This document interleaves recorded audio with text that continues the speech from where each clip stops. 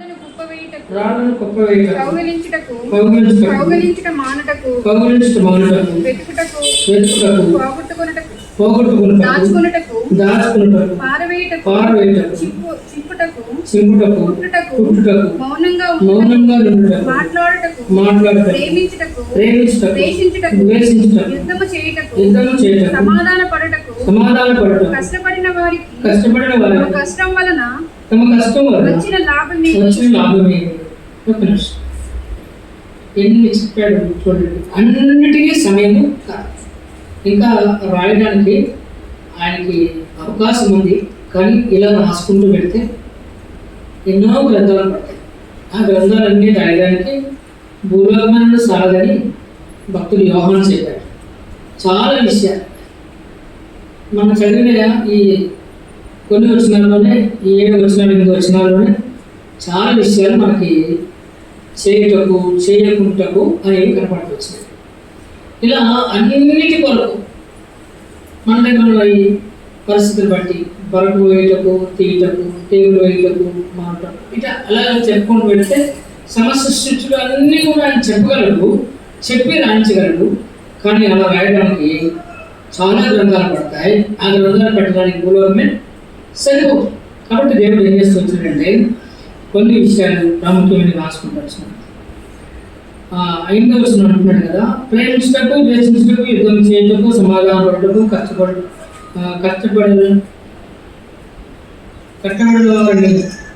వారికి తమ కష్టముల వలన లాభమేమి అని చెప్తూ 10వ వచనం వస్తుంటాడు. నరుల అభ్యాసము పొందవలనని దేవుడు వారికి ప్రతి ఒక్క కష్టానుభవం నేను చూచి లోకంలో జరిగే పరిస్థితి అంతటినీ కూడా కూలంకుషంగా రాసి మనకు తెలియపరిచారు.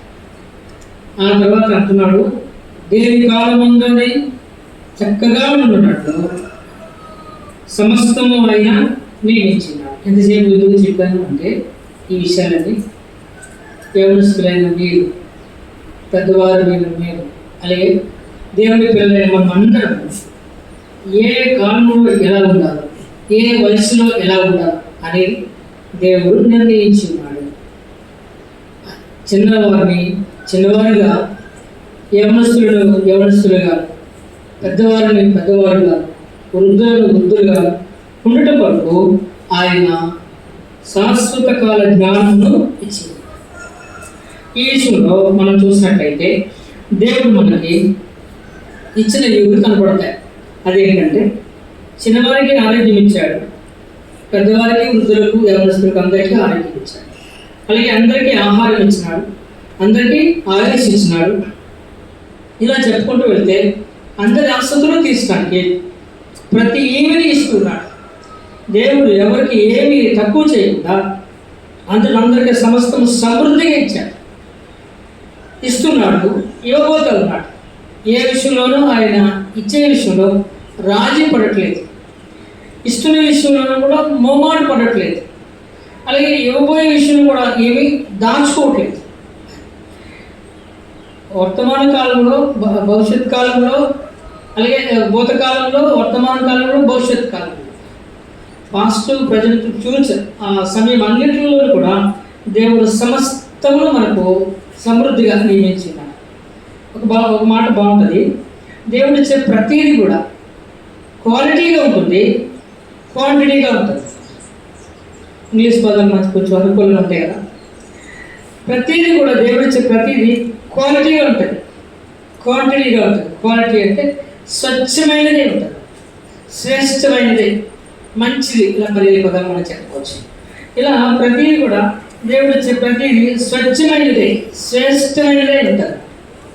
అలాగనే దేవుడు ఇచ్చే ప్రతిదీ క్వాంటిటీగా ఉంటుంది, అంటే సమృద్ధిగా ఉంటుంది, పుష్కలంగా ఉంటుంది అన్నమాట. దేవుడు తక్కువ చేసేవాడు కాదు. కాబట్టి వీళ్ళరా దేవుడు ఇచ్చేది ఇచ్చి మనకు సమృద్ధినిచ్చి ప్రతిదీ మనకు అనుగ్రహించి మనల్ని అడుగుతున్నాడు. మనకు ఒక బాధ్యత అప్పచెప్పాడు. అదేంటంటే ఆయనకు మనం ఇవ్వాల్సింది ఇవ్వడం అనేది. అదేంటంటే దేవుడు కోరుకుంటున్న ప్రతి దాని విషయంలోనూ చూడండి చక్కగా చెప్తారు. యెషయా గ్రంథం. యెషయా గ్రంథంలో అక్కడ మంచి పదం మన కొరకు రాయించి పెట్టాడు. 66వ అధ్యాయం. అక్కడ కూడా మనకు భరోసా లేదా ఒక మంచి అవకాశము ఇస్తూ వచ్చాడు. దేవుడు ఇచ్చినవన్నీ ఏర్పాటు చేసిన మాట మరొకసారి జ్ఞాపకం చేస్తూ ఇక్కడ రాయబడిన మాట. యెషయా గ్రంథము 66వ అధ్యాయము 2వ వచనం. అవన్నీ దేవుని యొక్క చేతి పనులు, దేవుని హస్తకృత్యములే, అవన్నీ దేవుని వల్ల కలిగినవే అని దేవుడు చెప్తున్నాడు. ఇంకా దేవుడు అడుగుతున్న మాట, ఎవడు దీనుడై నలిగిన హృదయం గలవాడై నా మాట విని, అంటే దేవుని మాట విని వణుకుచున్నాడు, ఎవరైతే వణుకుచుండునో వాడి యందు దేవుడు దృష్టించున్నాడు. ఎంత విపులంగా మన కొరకు రాశాడు. ఏమంటున్నాడు చూడండి, సమస్త జీవరాశులకు సమస్తమైనటువంటి వాటన్నిటికీ దేవుడు సిద్ధపరచవన్నీ కూడా ఆయన హస్తకృత్యం, ఆయన చేతి పనులు, హృదయ ధ్యానములు, ఆయన ఇష్టపూర్వకంగా చేసే ప్రతి అవన్నీ ఆయన ఇష్టపూర్వకంగా మనకి ఇచ్చాడు. ఇంకోటి ఇవ్వడంలో కూడా మనకు ఏమైతే ఇచ్చాడో అవన్నీ కూడా మనకు అవసరమని ఎరిగే ఇచ్చాడు. మనకు అవసరమని చెప్పి మనమైనా ఎరుగక ఉంటమేమో కానీ ఎరగకుండా ఉన్నాము, కానీ దేవుడైతే ముందే ఎరిగి ఉన్నాడు. కాబట్టి దేవుడికి అన్నీ తెలుసు, సమస్తము తెలుసు కనుక ఆయనే ముందే ఎరుగుని గ్రహించి మనకు ఇస్తూ వచ్చాడు. ప్రతిదీ ఇచ్చాడు.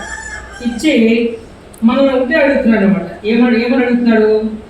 ఎవడు దీనుడై నలిగిన హృదయం గలవాడై నా మాట విని వణుకుచున్నాడు. ఈ ఒక్క లైన్లో లేదా ఈ చిన్న సెంటెన్స్లో దేవుడు 3 విషయాలు. ఒకటి దీనత్వము కోరాడు, తర్వాత నలిగిన హృదయం కోరాడు, తర్వాత మాట విని వణుకుచుండడం అనేది కోరుకోవచ్చు. ముఖ్యంగా 3 మనం గమనించాం. ఈ మూడింటిని ఒక పదంగా రాస్తూ వచ్చాడు. సింపుల్ అన్నమాట, చాలా సులువు. ఆయన మాట వినడము డబ్బులు పెట్టి కొనేది కాదు, డబ్బులు పెట్టి కొనక్కర్లేదు, సమయాన్ని కూడా వెచ్చించక్కర్లేదు, శ్రమ వచ్చి కష్టం కూడా పడక్కర్లేదు. అలాగే నలిగిన హృదయమై ఉండడం కూడా ఏ విధమైన ఖర్చు లేదు. అలాగే దీనుడై ఉండడం కూడా, దీనురాలై ఉండడం కూడా ఆయనకి మనకు ఏ విధమైన ఖర్చు ఉండదు. ఒక మాట మీకు సింపుల్గా చెప్తాను. దేవునికి ఎందుకు భయభక్తులు కలిగి ఉండడం లేదా దేవుని యొక్క నామాన్ని స్మరించడం ఎంత సులువు అంటే కానా ఖర్చు ఉండదు, కాళ్ళకు తిప్పడం. దేవుడిని విశ్వసించే ప్రతి ఒక్కరికి, దేవుని యందు నమ్మకించిన ప్రతి ఒక్కరూ యథార్థంగా భక్తి చేస్తే, మనస్ఫూర్తిగా భక్తి చేస్తే కానా ఖర్చు ఉండదు, కాళ్ళకు తిప్పడం. అంటే డబ్బులు ఖర్చు పెట్టట్లేదు, కానీ కష్టము చేయగలలేదు. ఇంకొకరు కూడా చెప్పిన సమయాన్ని కూడా ఇవ్వగలరు. ఒకసారి ఈ 3 విషయాలు వివరించి ముందు పెడతాను. కానీ ఖర్చు లేదంటాం కదా, అసలు మనం ఏమీ ఖర్చు పెట్టలేదు. దేవుని గుడికి వచ్చి దేవుడికి ఇస్తే చాలు. మనకు కాదు కదా, దేవుని భాగం మందా, కృతజ్ఞత భాగం మందా, ప్రథమ ఫలం మందా, అవి లెక్కకూడదు. కానుక ఇస్తున్నాం కదా, దశభాగం ఇస్తున్నాం కదా, కృతజ్ఞత కానుక ఇస్తున్నాం, ప్రథమ ఫలం ఇస్తున్నాం, ఇవన్నీ లెక్కేస్తాం. ఈ మనీ కాదు, దేవుడి పాత నిబంధనలు చెప్పాడు. కొత్త నిబంధనలు మరింతగా మర్మం ఎత్తి చెప్పాడు. ఏంటంటే మనకు కలిగేది కూడా ఇవ్వాలి. వాస్తవానికి వాటికంటే ఎక్కువ ఇవ్వాల్సిన అవసరం ఉంటుంది వాటిని వివరిస్తే. సరే, ఖర్చు అనేది లేదు, మన సొంత డబ్బులు ఏమి ఖర్చు పెట్టలేదు. దేవునికి ఇవ్వాల్సిన దేవునికి ఇస్తే చాలు. రెండవది, కాళ్ళకు తిప్పలు లేవు, అంటే కష్టపడి రావక్కర్లేదు, కష్టపడి చేయక్కర్లేదు. ఆయన సమయాన్ని ఆయన కొరకు ఉపయోగించి ఆయన సన్నిధికి రావాల్సిన సమయానికి ఆయన సన్నిధికి వస్తే చాలు. ఇది నియమింపబడిన దినం కనుక తప్పనిసరిగా రావాలి. ఆదివారము ఆయనకు సమర్పించబడిన దినం, అది తప్పనిసరిగా రావాలి. అలాగే మరి మనం కలిగి ఉన్నటువంటి కృతజ్ఞతను బట్టి మొక్కుబడి కూడిక రావాలి, అది మంది. అది మనం ఇవ్వాల్సింది, మనకు కూడా కాదు, మనం ఇవ్వాల్సింది. కాబట్టి మనం ఏం చేయాలంటే తప్పనిసరిగా 6 రోజులు మనం పని చేసుకుంటాం. నియమ కూడికలు ఇలాంటి ప్రత్యేక కూడికలు తప్ప మిగిలిన రోజులు కూడా మనం పని చేసుకుంటాం. ఆ టైంలో మనము వెళ్ళము, పాస్టర్ గారు కూడా రావాలి. మన సమయాన్ని మనం వాడుకోవచ్చు, మన ధనాన్ని మనం వాడుకోవచ్చు. ఆయన సమయాన్ని ఆయనకి ఇవ్వాలి, ఆయన ధనాన్ని ఆయనకి ఇవ్వాలి. ఇకపోతే మూడవది ఏంటంటే ఖర్చు ఉండదు, తెప్పులు ఉండవు. ఇప్పుడు ఏం చెప్పారు? సమయం. సమయం అంటే ప్రత్యేకమైన సమయం. ప్రతిరోజు ఆయనకి ఇవ్వాల్సిన ప్రత్యేకమైన సమయం ఒకటి ఉంటుంది. ఆ సమయం గురించి చెప్తారు ఎవరైనా? నియమక కూడికల సమయం గురించి నేను మాట్లాడట్లేదు, అది అయిపోయింది. ఆరాధనకు వచ్చే సమయం గురించి కూడా మాట్లాడట్లేదు. అలాగే ప్రత్యేక కూడికల గురించి, ఇలాంటి ప్రత్యేక కూడికల గురించి వచ్చే సమయం గురించి కూడా మాట్లాడట్లేదు.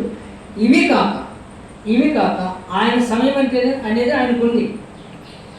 మన దగ్గర నుంచి ఆయనకి ఇవ్వాల్సినటువంటి సమయం ఉంది, కేటాయించిన సమయం. ఆ సమయం ఏంటంటే రోజుకి 24 గంటలు కదా, 24 గంటలకి దర్శనం భాగం 2 గంటల 26 నిమిషాలు వస్తుంది, లేదా 2 గంటల 30 నిమిషాలు అనుకున్నాం, 2-3 నిమిషాలు కట్టేటి చేయం. కానీ 2.5 గంటలు ఆయనకి ఇవ్వాల్సింది మనం రోజు.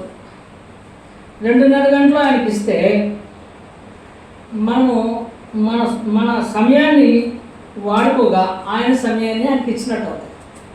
అందుకని మరొకసారి జ్ఞాపకం చేస్తున్నాం, ప్రభువుని పూర్తిగా అనుకుంటే కానా ఖర్చు ఉండదు, కళగ తెప్పులు ఉండవు, సమయం వృధా కాదు. ఈ 3 తప్పనిసరి. ఈ 3 ఎవరైతే చేస్తారో, యథార్థంగా ఎవరైతే చేసి చూస్తారో వారు, చూడండి ఇక్కడ రాయబడింది, వారు ఏమైన వారంటే ఆయన మాట విని వణుకుచుండువారు, గడగడలాడుతూ వణుకుచుండువారు. అలాంటి వణుకుచుండు వారిని చూసి, అంటే భయపడిపోమని కాదు, కానీ యథార్థంగా భక్తి చేసే వారికి భయం ఉండదు, చక్కగా చదువుకున్న వారికి భయం ఉండదు, చక్కగా ఉద్యోగం చేసే వారికి భయం ఉండదు, సమయానుకూలంగా వ్యవసాయం చేసేవారికి బెదురు వదురు ఉండదు, యథార్థంగా భక్తి చేసేవారికి ఏ భయమో ఉండదు, ధైర్యంగా ఉండదు. భక్తి చేయని వారికి అన్ని రకాలు. ఇలా భక్తి చేస్తున్న వారిని గురించి, వణుకుచుంటున్న వారిని గురించి దేవుడు ఏమంటున్నాడు? వారిని నేను దృష్టించి ఉన్నాను. చూడండి పిల్లరా, దేవుడు మనను చూడడం అనేది, దృష్టించడం అనేది మనకి దేవుడు ఇచ్చిన వరం. ఎందుకంటే మన తల్లిదండ్రులు మనలను రోజంతా చూడలేదు, ఇంటి దగ్గర మాత్రమే చూస్తారు. మన ఉపాధ్యాయులు మనల్ని రోజంతా చూడలేదు, ఇంటి దగ్గర ఉన్నప్పుడు మాత్రమే చూస్తారు. మన స్నేహితులు మనతో ఉన్నప్పుడు మాత్రమే చూస్తారు. అలాగే మనతో ఎవరెవరు ఉన్నారో వారు ఉండు సమయంలో మాత్రమే మనల్ని చూడగలరు. కానీ దేవుడు ఎల్లప్పుడూ మనలను చూస్తూ వస్తుంటాడు. ఏమిటి గల కారణం అంటే దేవుడు తప్పనిసరిగా మన మీద ఆయన కనుదృష్టి, ఆయన పిల్లలం, ఆయన ప్రజలం, ఆయన మేపు గొర్రెలం, ఆయన చేతనే ఆయన చేతనే మనం 100వ కీర్తన 3వ వచనం లాస్ట్ ఉంటుంది. ఆయన చేతనే మనము చెప్తారు, గుర్తు చేసేది కూర్చోండి. ఆయన వల్లనే మనము సృజించబడి, మనల్ని మనము సృజించుకోలేము, ఆయన వల్ల మనం పుట్టింపబడిన వారు. ఆకలి అలా ఏం చదవం?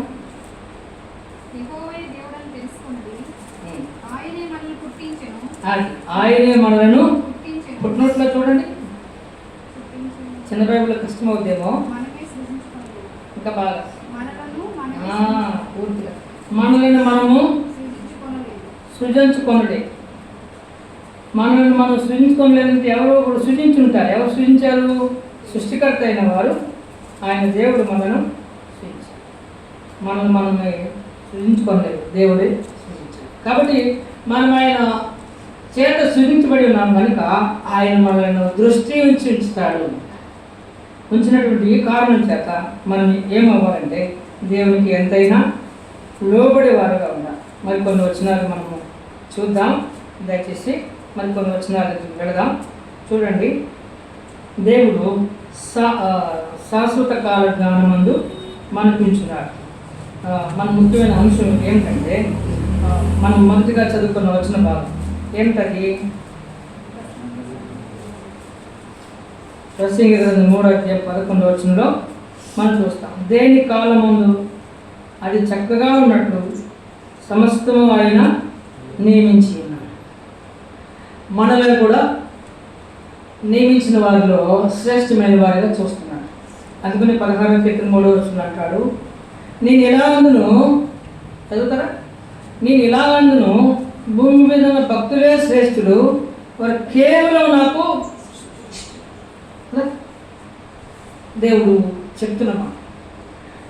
నేను ఇలా అంటున్నాను, ఏమంటున్నాడు, నేను ఇలా అంటాను అని మనం చెప్తాను కదా. వేరే సందర్భం గురించి ఆ అబ్బాయి భలే చదువుతాడు, ఆ అబ్బాయి భలే చదువుతాడు.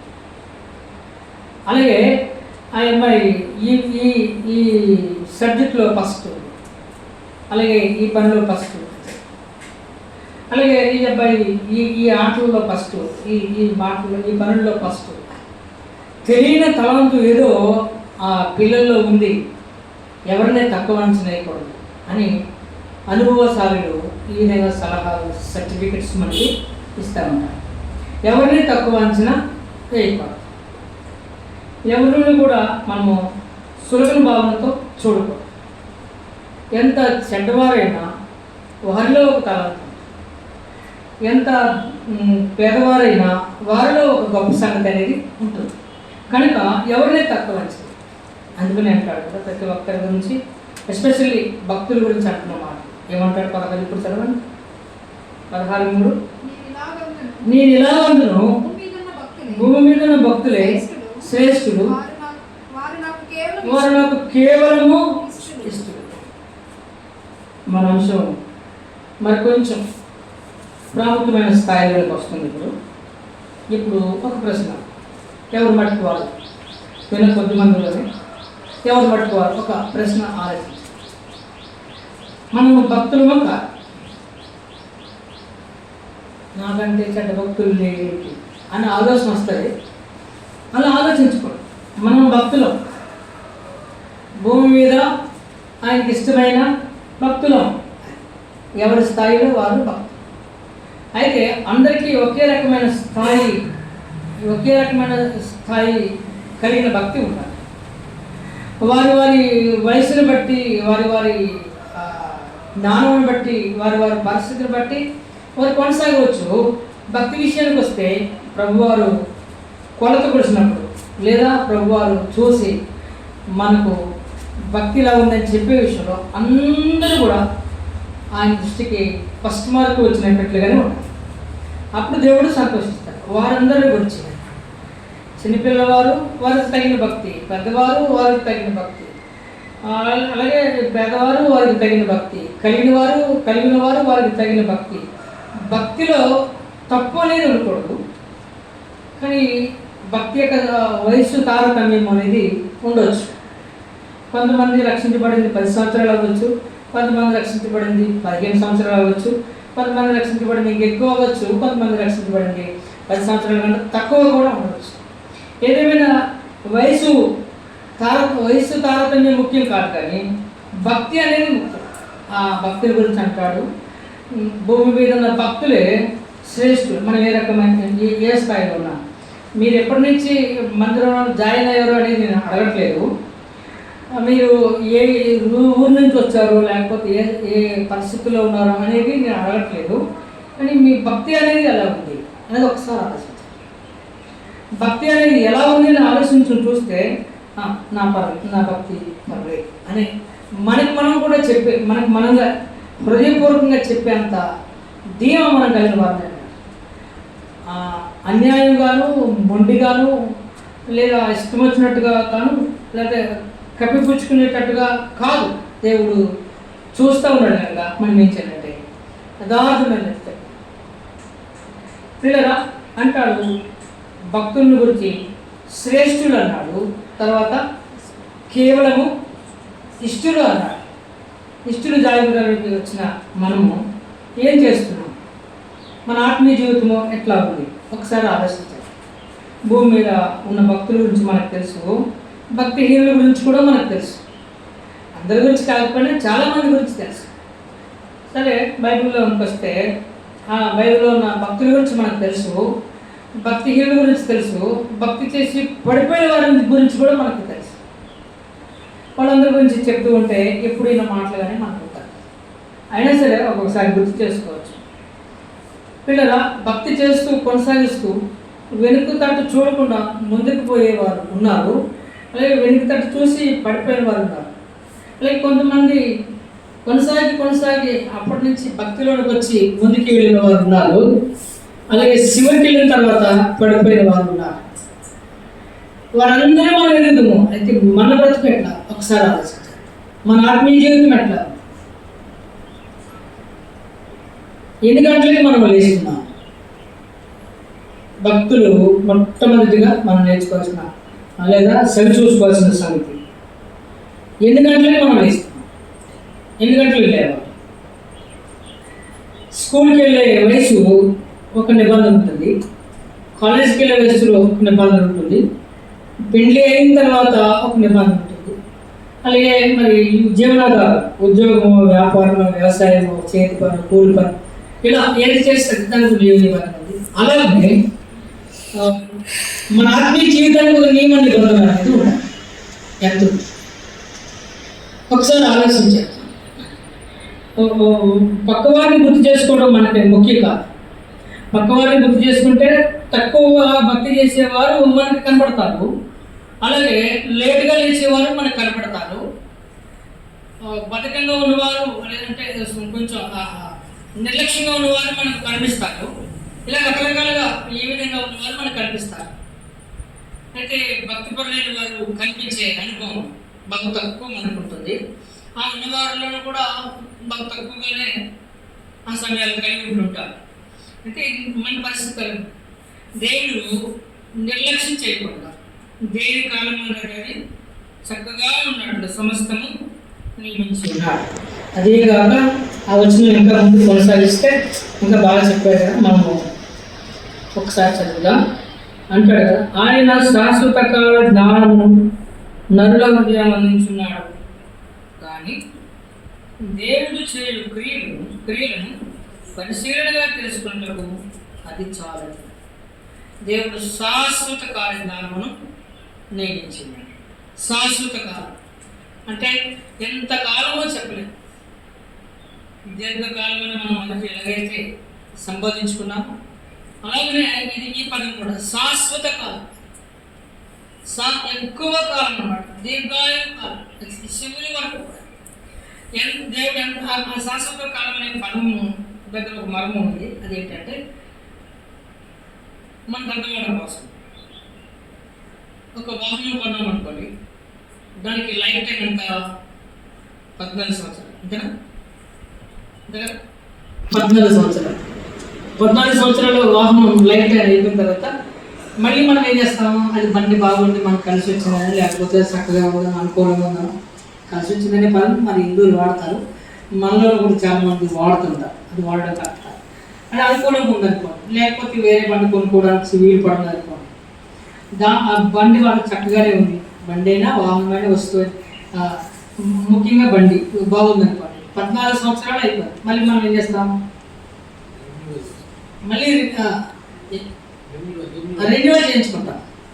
అది మళ్ళీ కొన్ని సంవత్సరాలు, అప్పుడు 5 సంవత్సరాలు 6 సంవత్సరాలు అది మళ్ళీ అలా పెరుగుతారు. దేవుడు శాశ్వత కాలం ఇచ్చేదంటే ఇంతకాలము అని మనం అనుకుంటాం. దేవుడు అనుకోడు, మనం అనుకుంటాం 200 ఏళ్ళు అనుకుంటాం, లేకపోతే ఒక 60-70 సంవత్సరాలు అనుకుంటాం. మోసే గారు చెప్పినట్టుగా 80-78 సంవత్సరాలు అనుకుంటాం, లేకపోతే ఇప్పుడు రోజులు బట్టి 50-60 సంవత్సరాలు అని అనుకుంటుంటాం. కానీ శాశ్వత కాలము అనే పదం దగ్గరికి వచ్చినప్పటికీ ఈ 50 సంవత్సరాలు అయిన తర్వాత ఇంకో 10 సంవత్సరాలు, ఇంకో 10 సంవత్సరాల తర్వాత మరొక 10 సంవత్సరాలు, 60, 70, 80 దేవుని చిత్తం ఎంత కాలం ఉంచాలనుకుంటున్నాడో అంతకాలము మన భూమి మీద నుంచి ఆయన మహిమ కొరకై మనల్ని వాడుకునే పాత్రగా ఏర్పాటు చేస్తాడు. అందుకని 116వ కీర్తన అంటాడు, రక్షణ పాత్రను చేతపట్టుకుని నీ కృతజ్ఞతాస్తుతులు చెల్లిస్తాం. మన పొందిన రక్షణను బట్టి మనం కృతజ్ఞత భావం కలిగి ఉంటే ఆ పాత్రను దేవుడు శాశ్వత కాలం ఉంచుతాడు. అంటే అట్టివారిని దేవుడు శాశ్వత కాలము ఉంచుతూ ఉంటాడు. అలా ఉంచాలంటే మనం ఏం చేయాలి? ఫస్ట్ ఆఫ్ ఆల్ ఉదయాన్నే ఎన్ని గంటలు లేస్తున్నాం అనేది మనం చూడాలి. ఎన్ని గంటలు లేస్తున్నాం? మీ మనస్సాక్షిని అర్థించుకోండి. వాస్తవంగా దేవుని పిల్లలు 3 గంటలు లేస్తారు. కొన్ని చారిత్రక లెక్కల ప్రకారం, అలాగే పండితులు దైవ సంబంధించిన భక్తుల యొక్క లెక్కల ప్రకారం 3 గంటల నుంచి 6 గంటల వరకు అది దైవ సంబంధమైనటువంటి కాలం. దాని జాము అంటారు, దేవుని దూతలు తిరిగే జాము అంటారు. అలాగే అంతకుముందు జాము అర్ధరాత్రి దయ్యాలు తిరిగే జాము అంటారు. అంతకుముందు జరిగేది అర్ధరాత్రికి ముందు లోకంలో పాపం జరిగే సంగతి అజా. అలాగే అంతకుముందు 9 గంటల నుంచి 6 గంటల వరకు అంటే లోక సంబంధమైన క్రియలు. ఇలా ఆ విషయాలు చెప్తే మనకు సబ్జెక్ట్కి వెళ్ళిపోతుంది కనుక నేను అవన్నీ ప్రస్తావించుకున్నాను. దేవదూతలు తిరిగే జాము అని చెప్పి పెద్దలు చెప్తారు. అందుకని చాలామంది ఏం చేస్తారంటే 3 గంటలకు లేవడానికి ప్రయత్నం చేస్తారు. మంచిది, 3 గంటలకే లేవాలి అనేది ఒక రకమైన రూలు. అదే కన్ఫర్మ్ అని కాదు. అంతకుముందు లేచి ప్రార్థన చేసుకున్నా దేవుడు వింటాడు. ఏ సమయమైనా సరే దేవుడు వినడానికి చూస్తాడు. ఎవరు ప్రార్థన చేసినా దేవుడు వినడానికి చూస్తాడు. ఎక్కడ నుండి ప్రార్థన చేసినా దేవుడు వినడానికి చూస్తాడు. ఎలా ప్రార్థన చేసినా దేవుడు వినడానికి చూస్తాడు. ఆయన చెవియొగ్గి ఆలకిస్తాడు. కన్ను తెరిచి దృష్టిస్తాడు. 66 మనం చదువుకున్నాము, 66 అధ్యాయం యెషయా గ్రంథంలో. ఆయన కన్ను తెరిచి చూసేవాడు ఉన్నాడు, చెవియొగ్గి ఆలకించేవాడు. సరే, 3 గంటలకు లేవడం అనేది సర్వసాధారణంగా జరగదు. జరిగితే మరి 4 గంటలు లేచేవారు. 4 గంటలు లేచారు. ఫస్ట్ గారు మీరు ఎందుకు లేటున్నారు అని ఆలోచన కొంతమంది రావచ్చు. నాది 4 గంటల టైం, 3 గంటలు కాదు. 3 గంటల టైం కొరతలు ప్రయత్నం చేస్తున్నాను. బైబిల్ కాలేజీ ఉన్నప్పుడు ఇక అదే ఒకటే పని కనుక ఆ టైం ఉండేవారు. ఇప్పుడు 4 గంటలుగా. సరే, నేను చెప్పడమే కదా, నేను నిలబడిన కాబట్టి చెప్తున్నాను, కానీ మరి మిమ్మల్ని కూడా నిలబడితే మీరు చెప్తారు. సరే, ఏదైనా సరే మీకు సందేహం పోగొట్టడం కోసం చెప్పాను. 4 గంటలు లేవడం అనేది ఒక రకమైన భక్తి, దేవుడు వచ్చే భక్తులు. 5 గంటలు లేవడం అనేది కొంచెం పర్వాలేదు, అదేనా సరే. మరి 6 గంటలు లేవడం అనేది మంచిది కాదు. 7 గంటలు అనేది చెప్పకూడదు. నేనంతా సోమవారం మరొకటి కాదు. 7 గంటలకి ఎవరు లేచి ఉండరు. లేచిన వాళ్ళు ఉంటుంటారేమో కొంతమంది. ఎందుకంటే మరి మిమ్మల్ని గురించి అనట్లేదు, కానీ కొంతమంది గురించి అంటున్నాను. ఆ కొంతమంది జాగ్రత్త కారణం చెప్తాను. ఆ కారణంలో మీరుంటే మీ దురదృష్టం. అదేంటంటే రాత్రి 12 వరకు ఫోన్ చూస్తాం, రాత్రి 12 వరకు నెట్ చూస్తాం, లేకపోతే రాత్రి అంతా కూడా ఇంటర్నెట్తో అది ట్యాబ్ కానీ ల్యాప్టాప్ కానీ. ఉద్యోగపరం అయితే పర్వాలేదు, జీవనాధారం అయితే పర్వాలేదు, అది ఉపయోగం అయితే పర్వాలేదు. స్వనీతి అయితే చాలా తప్పు. పాప సంబంధమైనది అయితే అది చాలా తప్పు. లోక సంబంధమైనది అయితే అది చాలా పరీక్షించుకోండి. ఎంత నిర్లక్ష్యం చేసి సమయాన్ని పాడు చేస్తున్నామో, ఆ సమయం తెల్లవారుగా ఇవ్వకుండా మనం ఎంతైతే పాడు చేసుకుంటూ వస్తున్నామో, అంతటి ఆ సమయం అంతా కూడా ముందు రాత్రి అంటే పడుకునే ముందు గడిపేస్తున్నారని అర్థం. ఒకవేళ అలసిపోయి లేవలేకపోతే అది వేరే సంగతి, అనారోగ్యంగా ఉండి లేకపోతే అది వేరే సంగతి, ప్రయాణం చేసి లేవలేకపోతే అది వేరే సంగతి. పనుల వలన, ప్రయాణం వలన, లేకపోతే అనారోగ్యం వల్ల నుండి 5-6 గంటలకు లేచి అప్పుడు బాగా ఎక్కించుకుంటే దాన్ని మనం ఏమనలేము, దానికి కొంచెం ఎక్స్క్యూజ్ ఉంది. కానీ కావాలని చెప్పి కొంచెమే అని చెప్పి మరి కొంచెమే అని చెప్పి చూసే కొద్ది చూడాలని చెప్పి చూస్తూ, చేసే కొద్ది చేయాలని చెప్పి చేస్తూ, అలాగే ఆడే కొద్ది ఆడాలని చూస్తూ చెప్తూ లేదా ఏమంటా ఎవరిని ఏమంటే సరిపోవట్లేదు, బాధ కలుగుతుంది. లోనికి వెళ్ళిపోయి ప్రార్థన గదిలోకి వెళ్ళిపోయి ప్రార్థన చేసుకోండి. నాయన ఆ తమ్ముడు అలా ఉన్నాడు, ఆ పిల్లోడు అలా ఉన్నాడు, వాడు మేనరుడు అవుతాడు, వీడు కొడుకు అవుతాడు, వీడు అవుతాడు, వీళ్ళందరి గురించి నాకు వేద నేను ఒకసారి జ్ఞాపకం చేస్తాను అని వాళ్ళ కోసం ప్రార్థన వెళ్ళి కనబడితే దాచుకుంటారు ఫోన్. తెల్లవారు ఆడడమే, ఆ పబ్జి ఆడడమే, ఇంకా పేర్లు గేమ్స్ అవన్నీ ఆడుకోవడమే. అదే వచ్చేసింది. అలాగే ఆడపిల్లలు కూడా, అలాగే ప్రతి ఒక్కరు కూడా, పెద్దవాళ్ళు కూడా చాలా అలా ఆడుతారు. ఎంత నిర్లక్ష్యం, సమయానికి వెళ్ళేవాడు. భూమి మీద ఉన్న భక్తులు కేవలం ఇష్టలు అనబడిన వారు సమయానికి లేదు.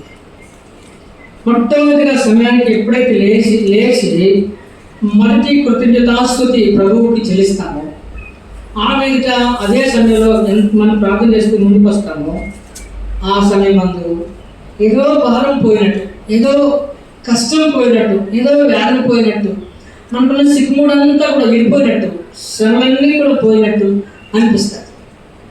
అదే సమయంలో మనం ఆ సమయం అనుకూలపరుచుకుని ఆ తెల్లవారుజాము ఆ ప్రశస్తమైన సమయంలో ఆ 4 గంటలకు 5 గంటలు లేచి ఆ గంట సేపులో కొంత సమయం ప్రార్థన చేసుకుని, మరి కొంత సమయం బైబిల్ చదువుకుని, మరి కొంత సమయం భక్తుల యొక్క చరిత్రలో చదువుకుంటే, బాగా చదవగలిగిన వారు, బాగా కణదృష్టిన వారు, బాగా నాలుగు తిరిగి పదాలు చదవగలిగిన వారు ఒక గంట సేపట్లో, ఒక అరగంట సేపట్లో చాలా చదవగలరు, ఒక అరగంట సేపట్లో చాలా అంశాల వరకు ప్రార్థన చేయగలరు. ఇలా ఉంది ఆత్మీయ జీవితం. ఒకసారి ఆలోచించి దేవుని గురించి ముందే చెప్పుకొచ్చాను కదా, ఆయన భక్తి చేయడం అనేది చాలా సులువండి, కష్టమే కాదు. ఆచరిస్తే చాలా సులువు. ఒక ఉదాహరణ చెప్తాను. నేను వారం పండుగ ముందు అబద్ధం ఆడేవాడిని, అలాగే సినిమాలు చూసేవాడిని, బూత్ ఆడేవాడిని. మారు మనసు పొందిన తర్వాత సినిమాలు మానేశాను. మరి అందరూ చూస్తారు కదా, పట్టుకుంటారు కదా, మానేశాను.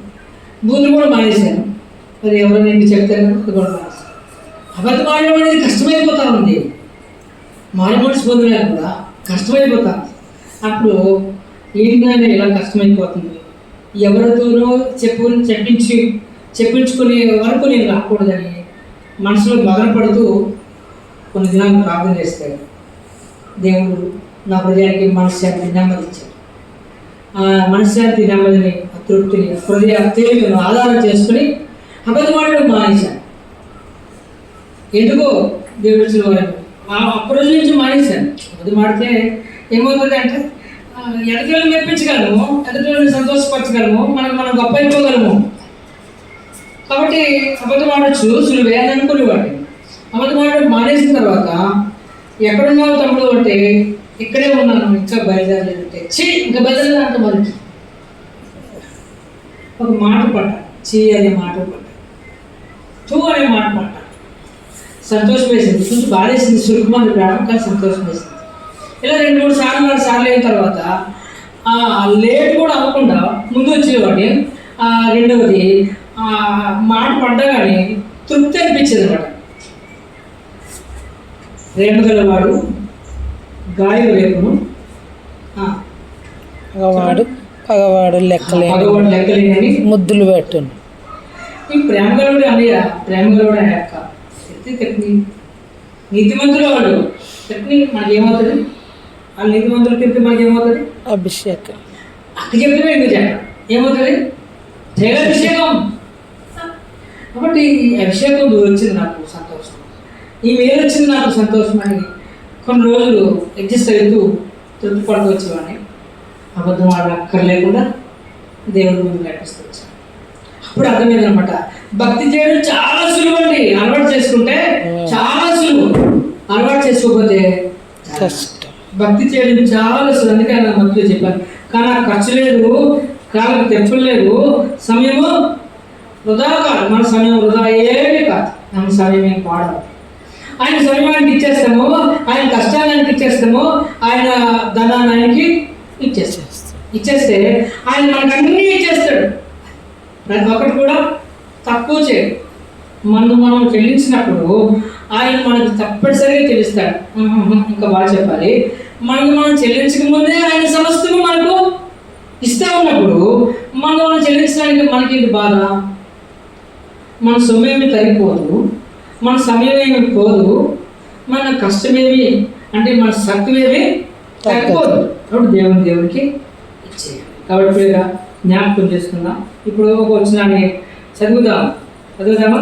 చూడండి, అపోస్తుల కాలంలో ఆయన చేతులు ఉన్నాయని చెప్తారు.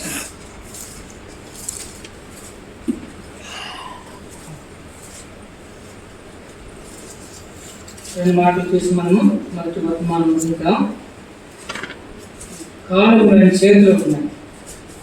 నీ చేతిలో నా చేతిలో కాదు, ఆయన చేతిలో. ప్రభువారు చెప్పిన మాట మొదటి అధ్యాయము 7వ వచనం. కాలములను సమయములను తండ్రి తన స్వాధీనం అందించుకుని ఉన్నాడు. వాటిని తెలుసుకొనుట నీ పని కాదు. ప్రభువారు చెప్పారు. ఆ రోజు చదువుతాము శాస్త్రము. కాబట్టి వారు కూడి వచ్చినప్పుడు జనులందరూ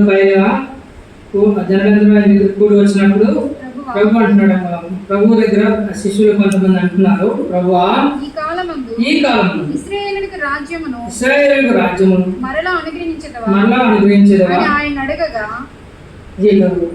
వాళ్ళకున్న మిడిపే జ్ఞానం పెట్టు, లేకపోతే వాళ్ళకి తోడుసింది అడిగారు. ఇశ్రాయేలుకు రాజ్యం. అప్పటి వరకు ఉన్న సమస్యలన్నింటిని బట్టి వారు సర్ది చెప్పుకోవడం కోసం అడుగుతున్నారు. ఇప్పుడు అన్నాడు, కాలం సమయంలో తండ్రి స్వాధీనం ఉంచుకొని ఉన్నాడు. ఏ కాలమున ఆయన ఇశ్రాయేలుకు రాజ్యం ఇవ్వాలో, ఏ కాలమున యూదులకు రక్షణ ఇవ్వాలో, ఏ కాలమున సమయలకు స్వాతంత్ర్యం ఇవ్వాలో, ఏ కాలమున అన్యులకు రక్షణ ఇవ్వాలో, ఏ కాలమున మీకు పరిశుద్ధాత్మను వరం ఇవ్వాలో, ఏ కాలమున మీరందరూ పరలోక రాజ్యము రావడానికి దేవుడు అనుమతించినో అవన్నీ ఎవరు తెలుసు? ఆయనకే తెలుసు. ఇవన్నీ అక్కడ రాసి పెట్టాలి. ఇంకా చాలా విషయాలు ప్రభువారు రాయించి పెట్టాలి. అలా రాయించి పెడితే ఆ పుస్తకాలు రాయడానికి మనం మొదలు చెప్పుకున్నాం. ఏం సరిపోతున్నాను ఆ పుస్తకాలు రాయడానికి? చెప్పనా? ఏం సరిపో భూలోకమే డౌటా? మీ డౌటేనా? చూద్దామా? ఇక్కడే ఉంది ఆ మాట, అందుకనే తగ్గించి అడిగాను అనమాట. చూడండి, పక్క పేజీలో ఉంటుంది చూడండి. యోహాను సువార్త 21వ అధ్యాయము 20వ అధ్యాయము 30 వచ్చిన చదవడం ముందు, తర్వాత చదవచ్చు. కానీ మరియు అనేకమైన ఇతర సూచక్రియలు యేసు తన శిష్యులు ఎదురు చేసెను. అవి ఈ గ్రంథములో రాయబడి ఉండలేదు గాని యేసు దేవుని కుమారుడైన క్రీస్తు అని మీరు నమ్మి ఆయన నామమందు జీవం పొందినట్లు ఇవి రాయబడిన. ఇవే కేవలం కొన్ని రాయబడి. సరే, ఇంకా మనం చూస్తే ఈ పుస్తకంలో చివరి అధ్యాయం చివరి వచ్చింది, చదవండి. యేసు చేసిన కార్యములు ఇంకను అనేకములు కాదు, వాటిలో ప్రతిదానిని వివరించి రాసిన యెడల అట్లు రాయబడిన గ్రంథములు భూలోకమైన చాలదని నాకు తోచున్నది. గ్రంథకర్తకు అర్థమైంది ఆ సత్యం. దేవుడు తెలియపరిచాడు. దేవుడి మనసులో ఉన్న మాటను ఆ సువార్త యోహాను సువార్త రాసిన ఆ రచయితకు ప్రభు చెప్పాడు. ఇప్పుడు మనకు చెప్తావచ్చు. కనుక మనము ఈ విషయాలన్నీ చూస్తున్నాడు. ఎవరికి రక్షణ ఇవ్వాలో, ఎవరికి పరలోకం ఇవ్వాలో, ఎవరికి విడుదల ఇవ్వాలో, ఎవరికి పరలోక రాజ్యం ఇవ్వాలో అవన్నీ దేవుడికి తెలుసు. కాలం సమయంలో ఆయన స్వాధీనం. ఇంకా మన దగ్గరికి వస్తే ఎవరికి వాహనం ఇవ్వాలో, ఎవరికి వస్తువు ఇవ్వాలో, ఎవరికి ఇల్లు కట్టాలో, ఎవరికి పెళ్లి చేయాలో, ఎవరికి ఉద్యోగం ఇవ్వాలో, ఎవరికి వ్యాపారం ఇవ్వాలో, ఎవరికి ఏదేమి ఇవ్వాలో అవన్నీ ఎవరికి తెలుసు అంటే దేవునికి తెలుసు. ఇంకొంచెం మనకు అనుకూలమైనటువంటి పదం ప్రభు ఆత్మను బట్టి మనకి ఇప్పుడు వినబడుతుంది. అదేంటంటే ప్రతీది కూడా దేవునికి తెలుసు కదా. ప్రతీది కూడా దేవుడు ఇవ్వడానికి ముందుగానే మనం పొందుకోవడానికి, మనం సంపాదించుకోవడానికి, దాని అర్హతగా పొందడానికి మన చేతిలోనే ఉంది. అర్థమైందా? దేవునికి తెలుసు ఎప్పుడో ఇవ్వాలనుకుంటున్నాడేమో, లేకపోతే రేపే ఇవ్వాలనుకుంటున్నాడు, ఈరోజు ఇవ్వాలనుకుంటున్నాడు, లేకపోతే మరి కొన్ని రోజులు ఇవ్వాలనుకుంటున్నాడు. కూర్చున్న ఉదాహరణ మనం ప్రార్థన చేస్తున్నాం.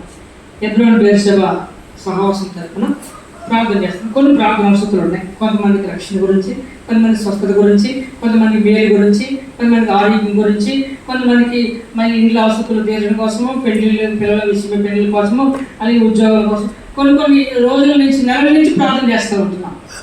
అలాగే నా కోసం కూడా ప్రార్థన చేస్తున్నారు. మీరు అక్క గారు ఫోన్ చేసి, అన్న గారు ఫోన్ చేసి, తమ్ముడు నీ ప్రార్థన అవసరం ఏంటి చెప్పు అని చేస్తున్నారు. వాళ్ళు కూడా చేస్తున్నారు. అలాగే మన సహవాసం స్థలం గురించి కూడా ప్రార్థన చేస్తున్నాం. మరి కొన్ని నిర్మాణాల గురించి ప్రార్థన చేస్తున్నాం. ఇవన్నీ కూడా కొన్ని రోజుల నుంచి, వారాల నుంచి, నెలల నుంచి ప్రార్థన చేస్తున్నాం కదా. ఇంత టైము పట్టడానికి గల కారణం ఏంటంటే మనమే అని కూడా అర్థం చేసుకోవాలి. అంటే మనము ఆయనకి అనుకూలమైనటువంటి ప్రార్థన, లేకపోతే ఆయన మనం ప్రార్థన చేయకూడనంత సమయం చేయడము, లేకపోతే మన జీవితంలో ఉన్నటువంటి లోటుపాట్లను సవరించుకుని ప్రార్థన చేసే సమయం ఇంకా రాకపోవడము, ఇవి కొన్ని కారణాలు. ఈ కారణాలు బట్టి కొంచెం సమయం పడుతుంది. ఇందులో భాగంగా ఒక మాట ఏంటంటే, ఒక అవసరం తీరకపోవడానికి కారణాల్లో ఒక కారణం ఏంటంటే మన ఉదయం. అనేక అవసరాలు, ఒకటే కాదు చాలా అవసరాలు ఉన్నాయి. ఆ అవసరాలు తీరకపోవడం గల కారణం దేవుని చిత్తము అనేది మనము పక్కన పెడదాం. మనము ఆ దేవుని చిత్తాన్ని పరీక్షించలేము. అలాగే సాతాను యొక్క శోధనను కూడా మనం ప్రక్కన పెడదాం. అది ఆ శోధన మన నుంచి వచ్చింది కాదు, సాతాను శోధన. అయితే ఈ దేవుని చిత్తాన్ని, సాతాను యొక్క శోధనని పక్కన పెడితే మూడవ రీజన్ కూడా ఉంది. అదేంటంటే మన అవిధేయతను బట్టి మనం కొన్ని పొందుకోలేకపోతాం. నేను చెప్పే మాట ఏంటంటే, మన అవిధేయత అనేది మన నుంచి తొలగించేసుకుంటే ఆ ఇవ్వవలసిన ఇవి దేవుడు అనుకున్న దానికంటే ముందే ఇచ్చేస్తారు. అనుకున్న దానికంటే ముందే ఇచ్చేస్తారు. ఎందుకంటే మీనా భక్తి, లేదా ఎవరైతే ఆ భక్తి చేస్తారో ఆ భక్తి ఆయనకి ఇష్టమైనది కనుక ఇంకా కొంచెం తొందరగానే ఇచ్చేయడానికి దేవుడు సహాయం చేస్తూ ఉంటారు. అందు గురించి నేను చెప్పే మాట ఏంటంటే, మనం ఏదైనా పొందుకోవాలంటే అది మన చేతిలోనే ఉంది. దేవుని చిత్తము మనకు కొంచెం ముందుగా అనుగ్రహిస్తూ ఉంటాడు, మనకు అనుకూలంగా అనుగ్రహిస్తూ ఉంటాడు. అది ఎలా చెప్పగలను అంటే, యోనా గ్రంథంలో దేవుడు స్థిరపరిచాడు, అంటే కన్ఫర్మ్ చేసేసాడు. వారిని శిక్షిస్తామని కన్ఫర్మ్ చేశాడు. కానీ 3వ అధ్యాయం శివరచనలకు వచ్చినప్పుడు అంటాడు, నేను చేయనిర్దేశించిన కార్యము చేయక అంటారు కదా. దేవుడు నష్టపరచాలనుకున్నది కూడా నష్టపరచడు, అలాగే ఇవ్వాలనుకున్నది కూడా వెనుకతీయడు, ఆలస్యం కూడా చేయడు అని చెప్పడానికి నేను ముందుకు వస్తాను. 3వ అధ్యాయము 10వ వచనం. ఈ నినివే వారు తమ చెడు నడకలను మానుకొనగా వారు చేయుచున్న క్రియలను దేవుడు చూచి పశ్చాత్తాపుడై వారికి చేయుదునని తాను మాట ఇచ్చిన కీడు. మరి స్పష్టంగా రాసుకొచ్చారు. చిన్న అక్షరాలు అంటే 2 అక్షరాలు కానీ మరి రాశారు. వారికి చేయుదునను అని తాను మాట ఇచ్చిన కీడు చేయక మానే. ఒక మనుషుడు మాట ఇచ్చిన తర్వాత అది చేయకుండా ఉంటే తల కొట్టేసినట్టు. ఒక అధికారికి ఇంకా ఎక్కువ తల కొట్టేసినట్టు. ఒక రాజుకి అయితే ఇంకా మామూలుగా చాలా తల కొట్టేసినట్టు. అలా తల కొట్టేసినట్టు బట్టి కదా ఒక అతను ఏం చేశాడంటే నిర్దాక్షిణ్యంగా చంపించేసాడు అంతే. బైబిల్లో ఎవరు మాటిచ్చాడు, నెరవేర్చేసరికి వచ్చేటప్పటికి ఆ కోరిక కష్టమైంది. అయినా సరే ఆ మాట నట్టు తీసుకోకుండా చంపేయండి. ఎవరిని క్వశ్చన్ అర్థం కాలేదు. అర్థమైనా అర్థమైన సమయం ఎందుకు అర్థం చేస్తాం. Very good. బాప్తిస్మం ఇచ్చే యోహాను సందర్భంలో అంటాడనమాట ఆ రాజు పేరేంటి? హెరోదు. చంపేయండి అంట. ఎంత ఘోరమైనటువంటి నిర్ణయం కదా. అపవాదికి వ్యక్తి మనసుందో రాజుకి అంత మనసు వచ్చేసింది. కఠినమైన మనసు, మూర్ఖపు మనసు, కాఠిన్యమైన మనసు, దుష్ట మనసు. ఇప్పుడు చెప్పుకుంటూ పోతే పదాలన్నీ కలిపితే చెడ్డ మనసు. అంత చెడ్డ మనసు వచ్చేసి చంపి అభిషేకం పొందిన సేవకుడు, రోషం కలిగిన సేవకుడు, రొమ్ము విరుసు మాట్లాడగలిగిన సేవకుడు, పిడుగుద్దులు ప్రసంగం చేయగలిగిన సేవకుడు, ధైర్యంగా నిలబడిన సేవకుడు, ఇంకా చెప్పుకుంటే చాలా ఉన్నాయి. యేసుప్రభు వారికి బాప్తిస్మం ఇచ్చిన సేవకుడు. అటువంటి ప్రవక్తను చంపడానికి ఎంతటివాడు, చంపించడానికి ఎంతటివాడు. సరే, ఆ సమయం అక్కడికి ప్రభు ఆ యోహాను చరిత్ర అయిపోయింది కనుక దేవుడు అలా క్లోజ్ చేశాడు. దేవుడు చిత్తం కాకపోతే ఏ రోజు కాదు కదా, ఎవరు ఏం చేయలేదు. సరే, ఏ రోజు నిర్ణయం అక్కడ కనపడదు. నేను వెనక్కి వస్తున్నాను. ఏ రోజు వాడే వెనక్కి తీసుకోకుండా ఘోరంగా చంపించేశాడు. దేవాది దేవుడు యెహోవా ముందు ఏ రోజు ఏపాడేవాడు. మనుషుల యొక్క పశ్చాత్తాపతను చూసి, మనుషుల ఒప్పుకోవడం చూసి, మనుషుల యొక్క ప్రార్థన చూసి, మనుషుల యొక్క కృంగిన విధానం చూసి దేవుడు ఏం చేసినట్టే తాను చేయనిర్దేశించిన కీడు చేయక, దేవుడు మన తండ్రి, దేవుడు సృష్టికర్త, దేవుడు ఆయన ఊపిరి ద్వారా మనము సృష్టించబడిన వారు లేదా జీవించబడుతున్న వారు. ఇటువంటి వారి కోసము ఆయన ఏం చేశారంటే తన నిర్ణయాన్ని మార్చుకున్నారు. అందుకని నేను అంటాను కదా, కొంచెం వెనకెడుతూ ఏమంటున్నానంటే, మనం దేవుని దగ్గర పొందవలసిన ప్రతిదీ కూడా మన చేతిలో ఉంది కొంతవరకు. కనుక సమయం పాలన చేయాలి. కాలములు సమయములు ఆయన స్వాధీనం ఆయన చేయడానికి. కాబట్టి జ్ఞాపకం చేసుకోండి, దేవుని కాలం ముందు అది చక్కగా ఉన్నట్లు, మీకు ఈ కాలం ముందు మీరు చక్కగా ఉన్నట్లు చేసుకోవచ్చు. చక్కగా ఉండడం అంటే రోషం కలిగి, భక్తి కలిగి, దేవుని మెప్పించి నిలబడే నిలుపుదల, ఆ విధమైన స్టాండింగ్. అందుకని యేసుకేల్ గ్రంథం 2వ అధ్యాయం అంటాడు, నరపుత్రుడా నువ్వు చక్కగా నిలబడు అంటాడు. అంటే యాక్షన్. పిల్లలు అవి చేస్తున్నప్పుడు నించోబెట్టి పాట పాడిస్తే పాడితే కొంతమంది ఆడుతూ కొంతమంది పాడు. ఎందుకంటే వాళ్ళకి తెలియదు, కొంతమంది చిన్నపిల్లలు కొంతమంది తెలుసు, కొంతమంది తెలియదు. అప్పుడు ఏమంటే చూసి అవి కరెక్ట్గా నించోరాడు, అలా నించుంటారు. అప్పుడు అర్థమైన ఆన్సర్ వెళ్ళి అడెక్షన్ అంటే అండర్స్టాండింగ్. అడెక్షన్ అనేది ఏమేమి కాదు, వాళ్ళు తెలుసు కదా చిన్నప్పటి నుంచి. అడెక్షన్ స్టార్ట్ 4-5 సార్లు చెప్పించి అప్పుడు చిన్ని బిడ్డ చిన్ని బిడ్డ అని మొదలు. అప్పుడు వాళ్ళు మళ్ళీ కంటే దేవుడు మనకి అలా చేస్తున్నాడు. చక్కగా నిలబడు. ఎందుకంటే నీ ముందు బ్రహ్మదండ చెట్లు ఉన్నాయి, నీ ముందు ముండ్ల పొదలు ఉన్నాయి, నీ ముందు గచ్చ పొదలు ఉన్నాయి. కనుక నువ్వు చక్కగా నిలబడితే ఆ ముండ్ల పొదలు, ఆ గచ్చ పొదలు, బ్రహ్మదండ చెట్లు, ఇతర ఏదున్నా ఆ మనకి విషపురుగులున్నా ఏమున్నా దేవుడు సహాయం చేసుకుని వస్తాడు. పలువురైనటువంటి వృక్షాల యొక్క ముండ్ల విషయమే మనము ఎఫెసీ పత్రికలో చెప్పుకున్నట్లుగా సర్వాంగ కవచములు దేవుడు మనకి ఇస్తాడు. అలాగే మన విషపురుగుల జాబితాలు మన దగ్గర ఉంటే 91వ కీర్తనలో చెప్పినట్లుగా 4 బాహువుల భుజములు అనుదొక్కే వరాన్ని దేవుడు మనకు ఇస్తాడు. కాబట్టి మనం ఏం చేయాలంటే చక్కగా నిలబడే విషయంలో మొట్టమొదటి మనం ఏం చేయాలి, ఉదయాన్నే లేచారు. ఎలా ఒకసారి మరొక మాట చెప్పి ముగిస్తాను. ఉదయాన్నే లేచి ఎలా అని ఒకసారి పరీక్షించుకోండి. ఉదయాన్నే లేవడం మొదలుకొని ఆ కాలు కూర్చోాలి వ్యక్తిగత ప్రార్థన చేసుకున్నాం, లేకపోతే కాలు కూర్చోాలి తీసుకున్న తర్వాత ప్రార్థన చేసుకున్నాం.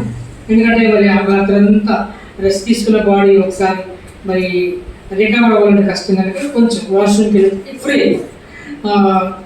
కాలు కూర్చొని తీసుకుని మీరు ధ్యానం, మీ వాక్యం ధ్యానం చేసుకుంటూ ప్రార్థన చేసుకుంటూ మీరు పని చేసే పనికి లేదా మీరు స్కూల్కి వెళ్ళే సమయానికి లేదా నిద్ర మీ దినచర్య ప్రారంభించే ఆ ప్రారంభానికి ముందు ఒక్క గంట మనం వేస్తే ఆ గంట మన ఇంట ఎంతో ఆశీర్వాదం, ఆ గంట మన ఒంటికి క్షేమదాయకం, అలాగే ఆ గంట మన జీవితానికి గొప్ప పంటగా ఉంది.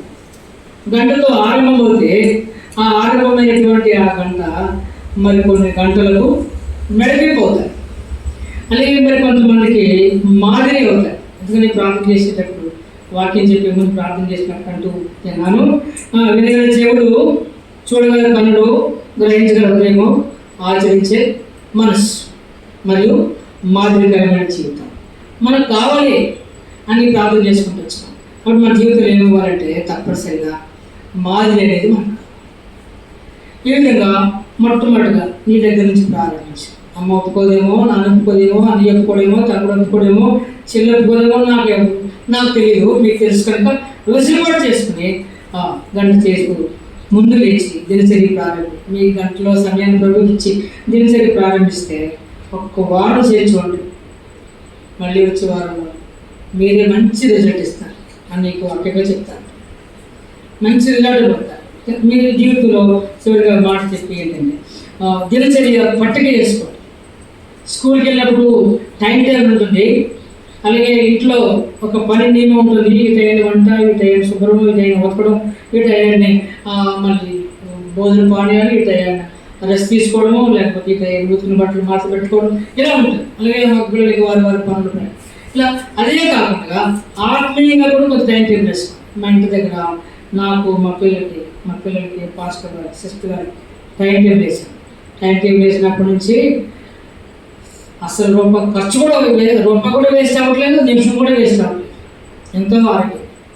దీనివల్ల పొందే లాభం ఏంటంటే టైం టేబుల్ అయ్యక ముందు మా పిల్లలకి కొంచెం అనారోగ్యం వస్తుండేది. 100, 150, 200 ఖర్చు అయ్యేది.